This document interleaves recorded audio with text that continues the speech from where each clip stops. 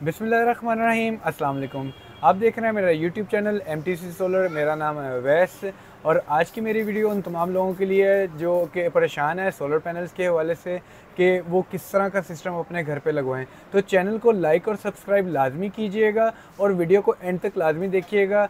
और अगर कोई मेरे से गलती होती है तो मेरी कमेंट्स में इस्लाह लाजमी कीजिएगा।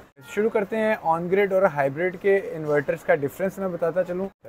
ऑन ग्रिड और हाइब्रिड इन्वर्टर के अंदर तीन तरह की ऑप्शंस होती हैं। एक आता है totally off grid hybrid inverter होता है, जिसमें आप सोलर पैनल्स की जो है सिर्फ अपने साथ बैटरीज़ को इन्वर्टर और बैटरीज जो है ना वो अटैच करते हैं।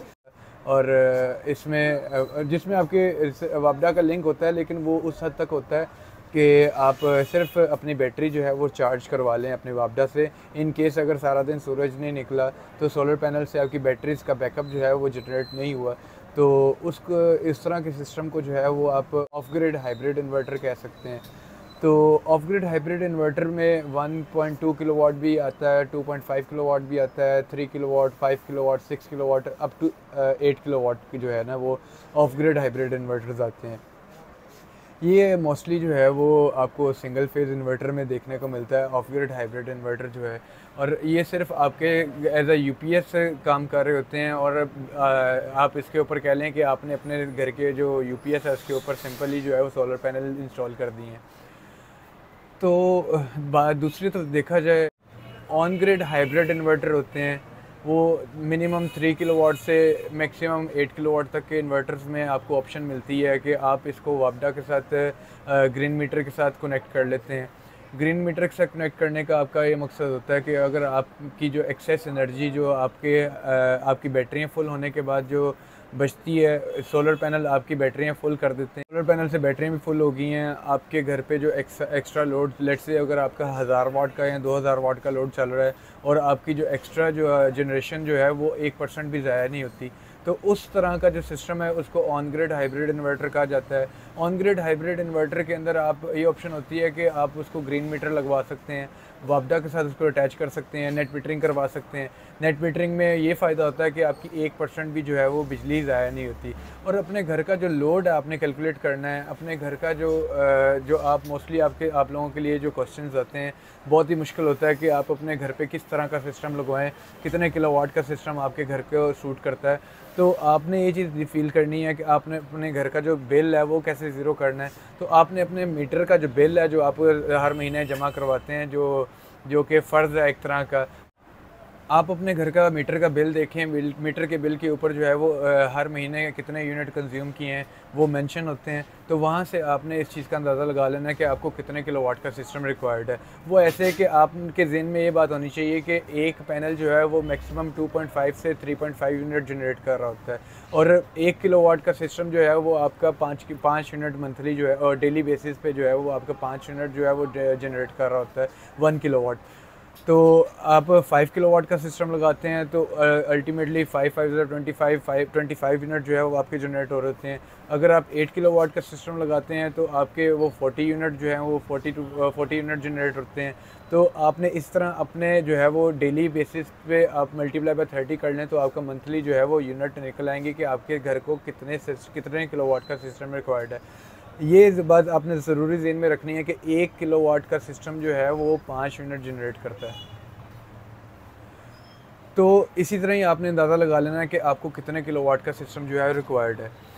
और ये ऑन ग्रिड हाइब्रिड जो है वो आपका रियल टाइम शेयरिंग इन्वर्टर होता है। अगर आपका 1000 वाट जो है वो सोलर से आ रहा है और बैटरियाँ आपकी फुल चार्ज हैं, जो आपका अगर आप उसको प्रायोरिटी बेस पे आप सेट करना चाहते हैं कि आपको पहले सोलर यूज़ करना है, बाद में आपका वापडा यूज़ होना चाहिए, उसके बाद इन द एंड आपकी बैटरी यूज़ कर सकते हैं। ये आपके पास ऑप्शन है कमांड्स की, ठीक है। उसके बाद सेकंड ऑप्शन ये है कि आपने पहले सोलर यूज़ करना है, देन आपने बैटरी यूज़ करनी है, उसके बाद लास्ट ऑप्शन होती है वापडा की। तो ऐसी सेटिंग्स से परहेज़ करें, क्योंकि अगर सारा दिन सोलर से यूज़ कर लिया और बैटरी आपके पास आपने सारी कंज्यूम कर ली, SBU01 की सेटिंग आपके मामूमन सारे ही इन्वर्टर के अंदर ना SBU की सेटिंग होती है। तो SBU की सेटिंग पे आपने ख़ास ख्याल रखना है कि उसके अंदर जो है वो आपने वो ऑप्शन SUB कर दें, तो क्योंकि अगर सारा दिन सूरज नहीं निकल रहा तो आपकी वापडा तो आ रही है, वापडा से आप अपने घर का लोड जो है वो मेंटेन कर रहे हैं। इन केस अगर आपकी वापडा भी चले जाती है और सोलर भी बंद हो जाता है तो आपने अपनी बैटरीज़ को एज अ बैकअप रखा हुआ है, तो आप उसको सारी रात जो है वो यूज़ कर सकते हैं। और उसके बाद अगर आप SBU पे करते हैं तो खुदा ना खासा लाइट सोलर सारा दिन धूप नहीं निकली, सोलर से भी बैटरी चार्ज नहीं हुई और आप अपनी बैटरी सारा दिन में कंज्यूम कर गए हैं, तो अगर शाम को अगर एंड पे आपने प्रायोरिटी बेसिस पे जो है वो बैटरी एंड पे रखी, वापडा एंड पे रखी हुई है, तो उस वापडा एंड को यूज़ करने का कोई मकसद नहीं बनता, क्योंकि अगर खुदा ना खासा उस टाइम भी लाइट चले जाती है तो आप अपने सोलर से भी जाते हैं और अपनी बैटरीज़ का बैकअप जो है वो भी नहीं ले पाते। और इन द एंड जब आपकी लाइट आती है तो जब बैटरियाँ चार्ज होती हैं तो उसका जो बल्क चार्जिंग जो वापडा से ले रहा होता है वो भी मीटर को बहुत जल्दी बहुत तेज़ जो है ना वो घुमाता है। तो इस चीज़ से परहेज़ करें, बैटरी की सेटिंग जो है SUB पे ही रखें। और अगर आप बैटरी वापडा से चार्जिंग मज़ीद अपनी बचत करना चाहते हैं तो वापडा से चार्जिंग की ऑप्शन जो है उसको बहुत कम कर दें। ज़्यादातर देखा जाए तो इन्वर्टर के अंदर 60 एम्पेयर की मैक्सिमम चार्जिंग जो है बैटरी को चार्ज करने के लिए दी जाती है, जो कि आपने कम से कम रखनी है, जो कि 10 एम्पेयर पे कर दें आप। तो तीसरी ऑप्शन जो है, तीसरी तरफ देखा जाए तो आपको मैं बताना चाहूँ कि ऑन ग्रिड इन्वर्टर जो है वो बेहतर ये है कि जिसने भी अगर किसी का घर का ये लोड जो है वो 1500 से 2000 यूनिट है तो वो 10 किलोवाट का सिस्टम जो है वो लगवा सकता है। 10 किलोवाट के सिस्टम पे आपके ऑलमोस्ट 20 पैनल लग जाते हैं। 20 पैनल जो है आपकी मंथली सेविंग जो है वो ऑलमोस्ट 1500 से 1600 यूनिट जो है वो करता है। तो 1500-1600 यूनिट जो है वो एक अच्छे खासे बिल जो है वो जनरेट कर रहा होता है। तो आप सोलर पैनल 10 से 15 किलोवाट का सिस्टम लगवा सकते हैं। ऑन ग्रिड इन्वर्टर 100% जो है वो ग्रिड टाई इन्वर्टर होता है, क्योंकि ये ग्रिड के साथ ही मिलके चलता है। इसके अंदर बैटरीज अटैच करने की कोई ऑप्शन नहीं होती और इसलिए अगर आपकी लाइट जाती है तो सारा सिस्टम जो है वो शट डाउन हो जाता है। उसके बाद आपको सोलर यूज़ करने के लिए ना कोई ऑप्शन आपके पास बचती नहीं है कि आप अपनी जो है वो सोलर को किसी और सोर्स से आप चला सकते हैं। ग्रिड टाई इन्वर्टर्स की एक अच्छी बात यह है कि इसमें आपकी 1% भी जो है वो वापडा जो है सोलर जो जनरेशन है वो वेस्ट नहीं होती।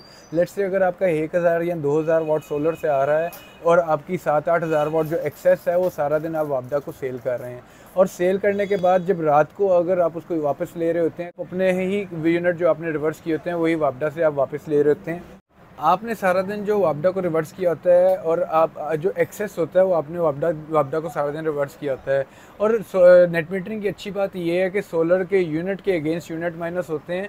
उसके बाद जो आपके पास जो एक्स्ट्रा यूनिट बचते हैं वो तो वापडा उसको 19 रुपीज़ पर यूनिट के हिसाब से कैलकुलेट करके आपके बिल में जो है वो क्रेडिट कर देती है। अगर आपने वापडा से यूनिट कंज्यूम किए होते हैं तो वो आपको 50 to 60 रुपीज़ पर यूनिट जो है वो आपको आपके बिल में जो लग के आता है। तो ये 3 इन्वर्टर्स जो थे जिसका मैंने आपको डिफरेंस बताया है कि of grid hybrid inverter, on grid hybrid inverter और टोटली ऑन ग्रिड इन्वर्टर जो है उसमें ये डिफरेंस होता है।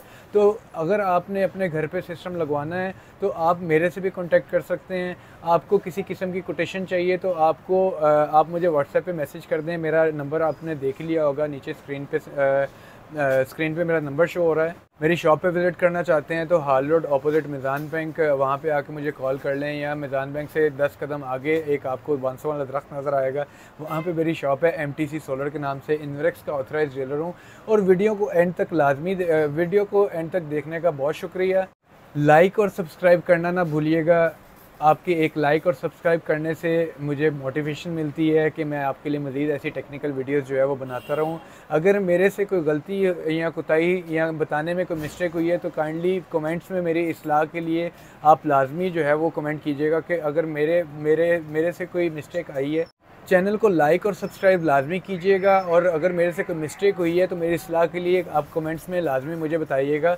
और दूसरी तरफ वीडियोस तो हर कोई देखता है, तो एक सब्सक्राइब करने से आपको कोई फ़र्क नहीं पड़ता, तो लाइक और सब्सक्राइब लाजमी कीजिएगा। बहुत शुक्रिया, जज़ाकल्लाह खैर, अल्लाह हाफ़िज़।